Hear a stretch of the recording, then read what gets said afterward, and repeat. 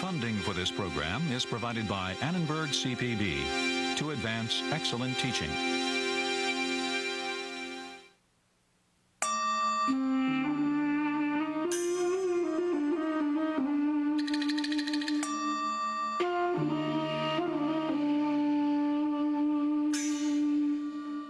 Tradition isn't just a product, it's also a process, a living process that reflects the memory of individuals as well as communities.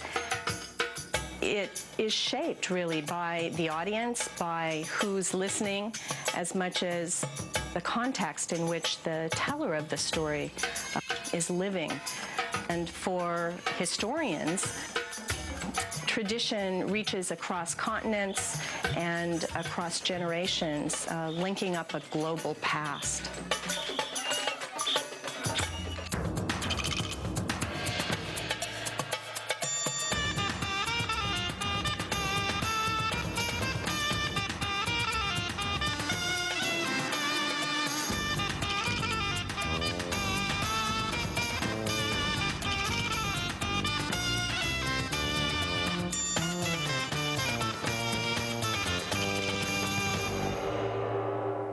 People around the world have devised countless ways to transmit traditions through language, religion, architecture, dance, music, not only across generations, but also across geographic frontiers and from one culture to another. A good example of this cross-cultural, cross-generational transmission can be found in the European Renaissance. During the 14th through the 16th centuries, European artists and scholars looked to the Greek and Roman past for models and inspiration. The rebirth of secular classical traditions provided the predominantly religious culture of medieval Europe with fresh perspectives. This transmitting of traditions over time and across cultures can be seen in many different settings throughout the world. Three examples serve to illustrate the diverse methods of transmission and content of traditions in the period between about 500 and 1500. Islamic influence in Spain, the infusion of Chinese culture on the Korean Peninsula, and traditionalists linking the past to the present in West Africa.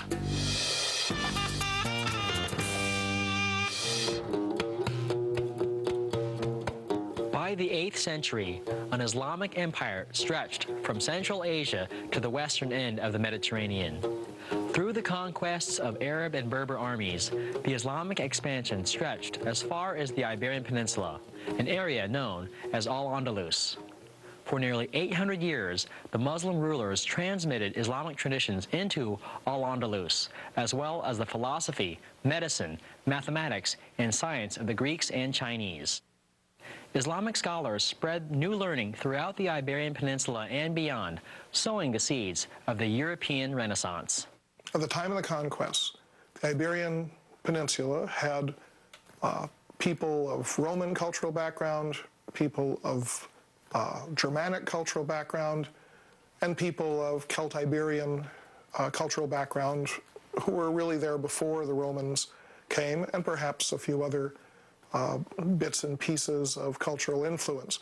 I think you have to assume that for the first century or two, you really had a very fluid and pluralistic atmosphere in Spain, and that Islam emerged only gradually as the dominant cultural outlook as well as the political force that formed the government.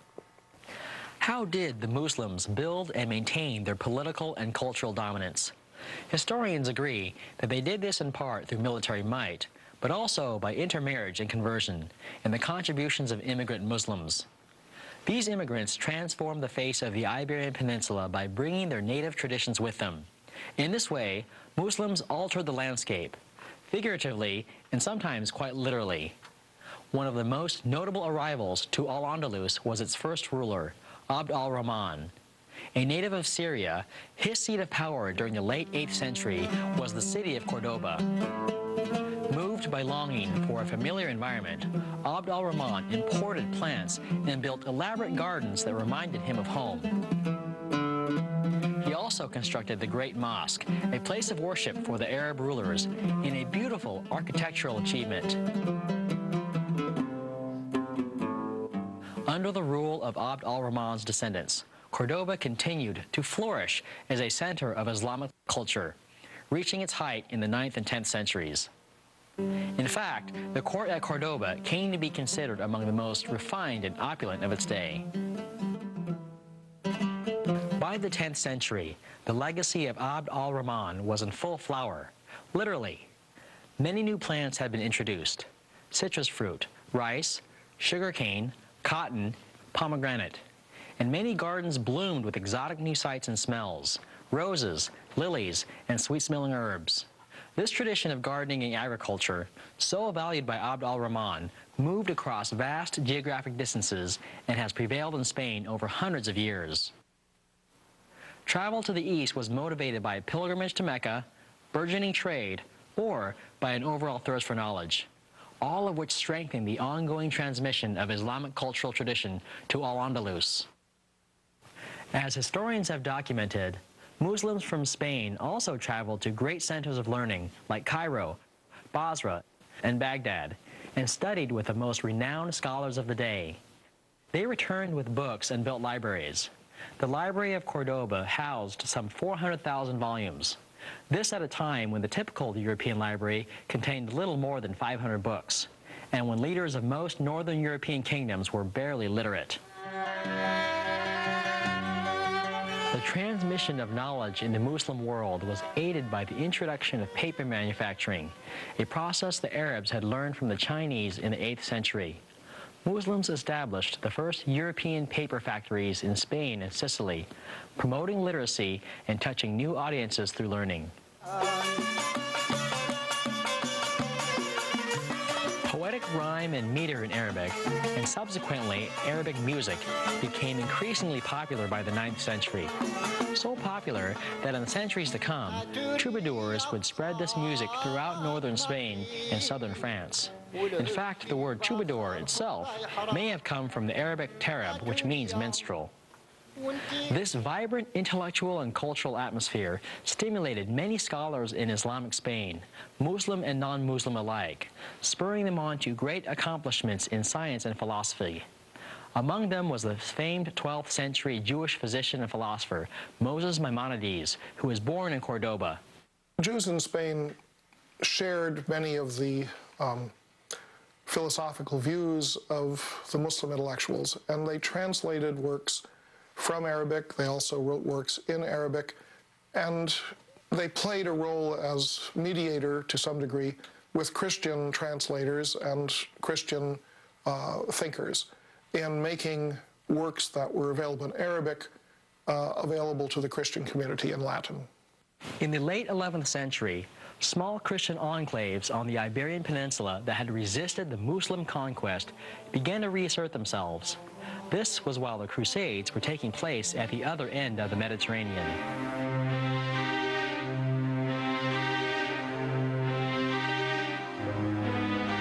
They initiated the Reconquista, or reconquest of Muslim Spain by Christians, a process that would last almost 500 years. In 1085, the city of Toledo, which had become one of the greatest centers of Muslim learning in the West, fell to Christian forces. The Christian archbishop, Raimundo, who took office in 1125, saw an opportunity to transmit the scholarly riches of this great center of learning. He assembled a school of translators to rewrite Arabic works into Latin so that they could be read by educated people throughout Europe. These works included some of the most important scientific texts of the day, such as the writings of the 11th century Muslim philosopher and physician, Ibn Sina. A Persian, Ibn Sina became known in the West as Avicenna. The Latin translation of Avicenna's Canon of Medicine is regarded by many scholars as the most important source of medical knowledge in Europe until the 16th century. In 1248, Muslim Seville fell to Ferdinand III of Castile. By that time, many other cities, Valencia, Murcia, Jaén, and Cordoba among them, had been captured. The Muslim poet Ar-Rundi captured the mood of the times. Everything declines after reaching perfection. The tap of the white ablution fount weeps in despair, like a passionate lover weeping at the departure of the beloved. over dwellings emptied of Islam, vacated, whose inhabitants now live in unbelief. As cities fell, Muslim homes were destroyed, mosques were transformed into churches, families were divided, and people were stripped of their possessions. But it wasn't until 1492 that the last remaining Muslim kingdom of Granada surrendered to Ferdinand V and Isabella. Muslims, along with Jews, were soon expelled from the Iberian Peninsula. And yet, in language, architecture, and other aspects of tradition, Islamic cultural influence continues to be felt through Spain today.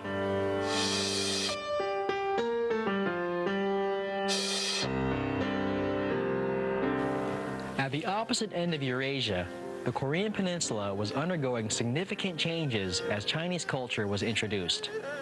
Chinese influence on the Korean Peninsula began as early as the 2nd century BCE, when the Han Dynasty established military outposts in the northern part of the peninsula. Waves of immigration and influences from China continued to flow into Korea over the next 1,500 years. Most significantly, in the 4th century CE, the Chinese introduced a tradition that would prove to be a powerful cultural conduit to the peoples of the Korean Peninsula: Buddhism. Scholars have shown that by the early 7th century, Buddhism was beginning to flourish in Korea, especially in the state of Shilla. The peninsula was unified by Shilla for the first time in 668. With Buddhism came other Chinese cultural influences: written language, literature, and, perhaps most importantly, political ideas and institutions. As Chinese culture and Buddhism flowered in Korea, so did poetry and prose, all written in classical Chinese.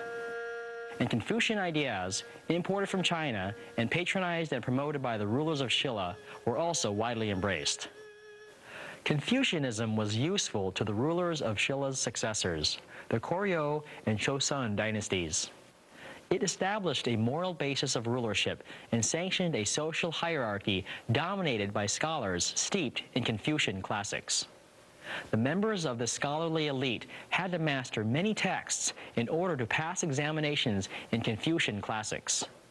The need for these texts created a demand for a technology that could reproduce them repeatedly. Most historians agree that the development of printing technology was related to the desire to spread the teachings of Buddhism. Paper, developed in China in the 1st century CE, and woodblock printing emerging in the 9th century, made it possible for prayers and even images of the Buddha to be reproduced over and over again. These materials could then be easily distributed to new devotees.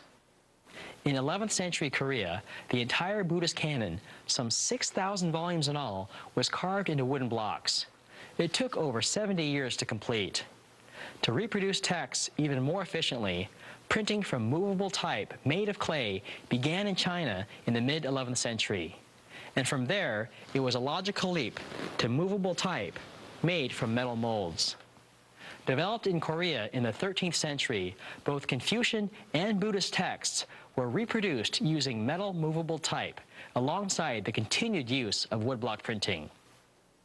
This was 200 years before Gutenberg printed his now famous Bible with a similar, independently developed technology. In 1231, the Mongols invaded Korea and eventually gained control of the peninsula. As a result, the wooden blocks used to print the Buddhist canon in the 11th century were destroyed.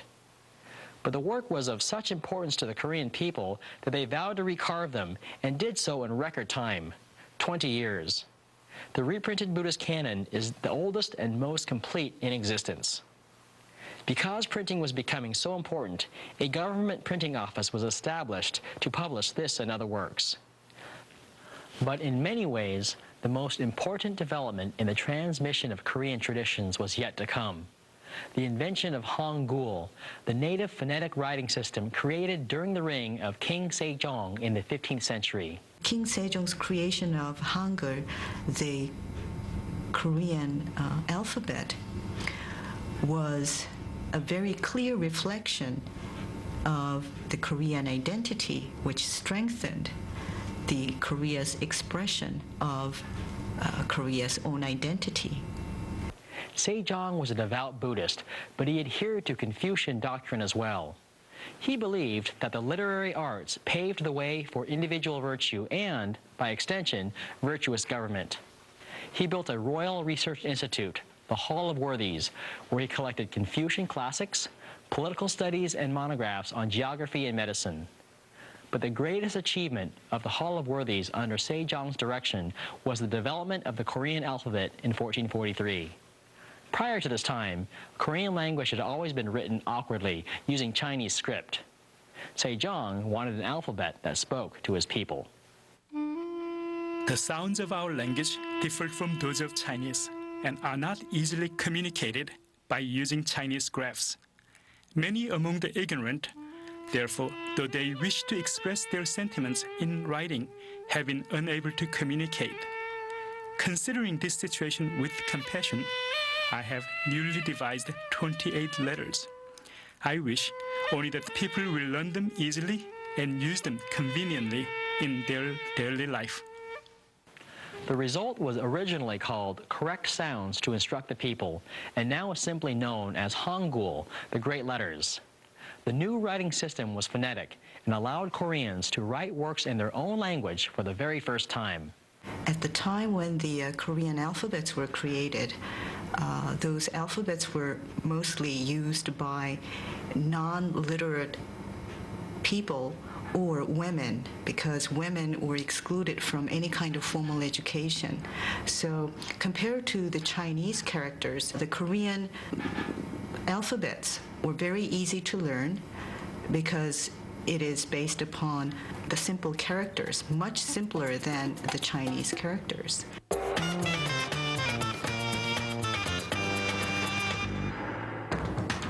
In Korea, as in Spain, written texts along with material culture played a major role in transmitting traditions. In West Africa, however, performance and oral traditions were dominant.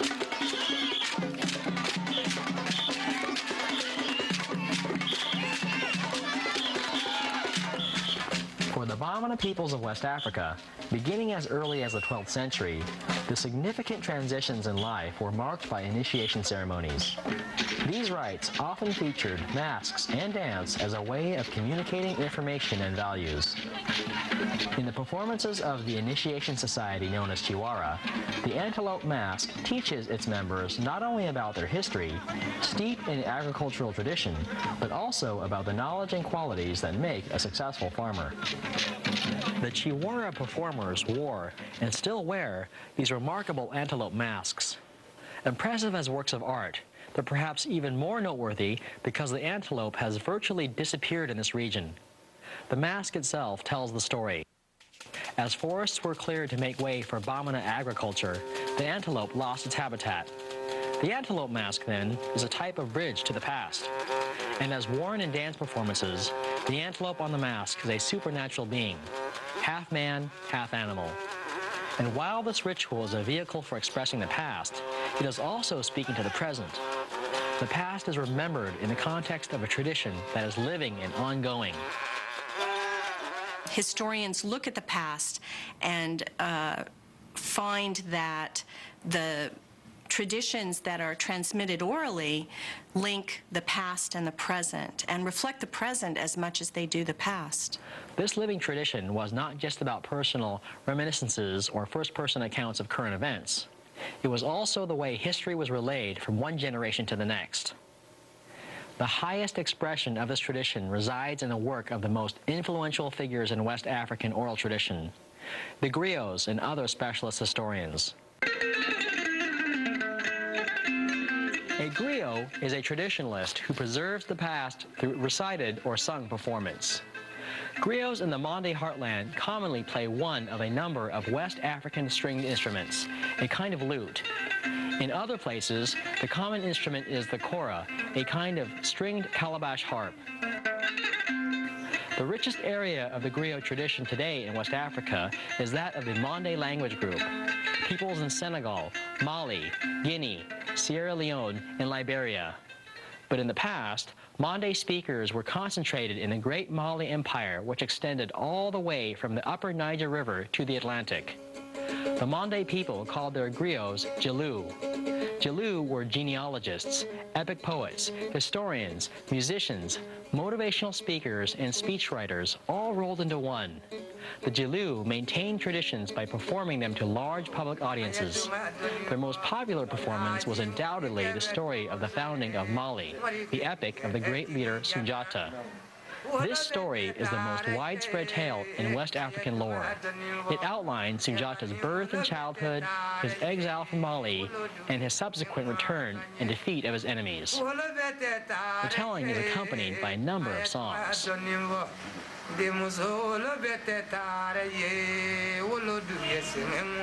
The historical accuracy of some of this epic has been questioned over the ages.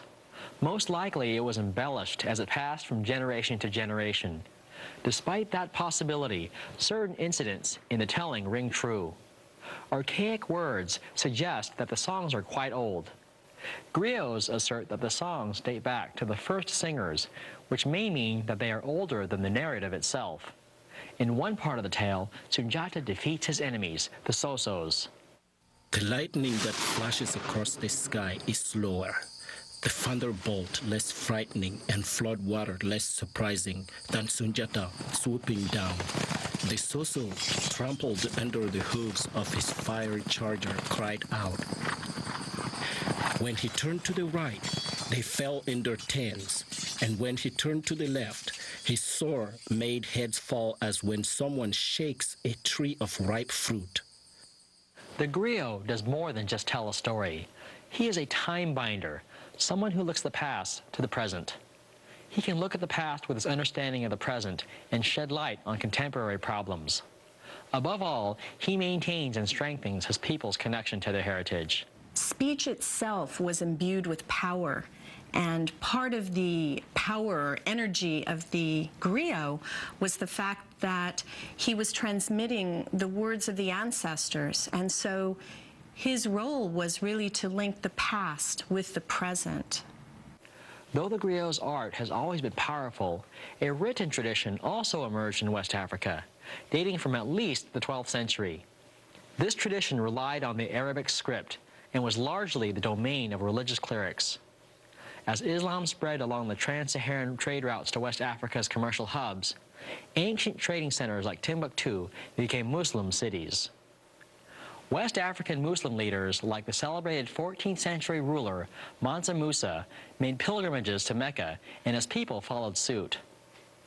As more and more West African Muslims made the trek to the holy city, they came in contact with religious scholars and began to return with religious texts. Historians have benefited from the fact that with time, the great mosques in cities like Timbuktu became important centers of Islamic learning in West Africa. As literacy in Arabic spread, non-religious histories called tarikhs appeared. Though they didn't have the appeal of the epic oral histories, they were a significant attempt to translate the spoken record into the written word. Still, this literary tradition could not replace the role of the griot. Performance has remained key to the transmission of history and cultural identity in West Africa. 20th century traditionalist Tirno Bokar Salif of Mali characterized its importance this way. Writing is one thing, and knowledge is another. Writing is the photograph of knowledge, but not the knowledge itself. Knowledge is the light that is in man. It is the heritage of all that our ancestors have known, and it is the germ that they transmit to us, just as the baobab tree is potentially in its seed. The appeal of the griot endures today in new forms. West African pop stars and filmmakers routinely transform traditional compositions and stories into modern works for their people. Spoken language, the written and printed word, religion, dance, music, architecture. These were just some of the ways traditions were transmitted in Islamic Spain, Korea, and West Africa. These traditions, transmitted across time and space, enriched and interacted with new cultures and new generations. But what happens when historical events rupture the transmission of tradition? When people lose the thread of connection to their past and to their culture?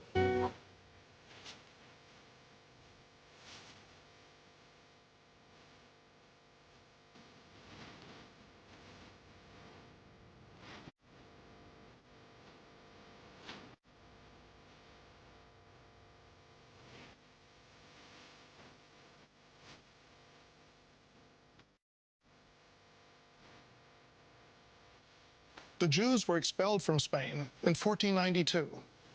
Over the next century, the Muslims were expelled as well in a series of stages. Though some Jews and Muslims continued to live in Spain pretending to convert to Christianity, most of the emigrants settled in North Africa or in the Ottoman Empire at the eastern end of the Mediterranean Sea. There, in cities from Palestine to Bosnia, Jewish communities settled and lived in peace and harmony with their neighbors. And they brought with them their traditions from Spain, their music, their language, and their community structure. In North Africa, the Muslims had a similar effect, settling in cities from Morocco to Tunisia and bringing with them their traditions from Spain. So the tragedy of 1492 proved to be a means of spreading a rich culture from Spain to other parts of the world.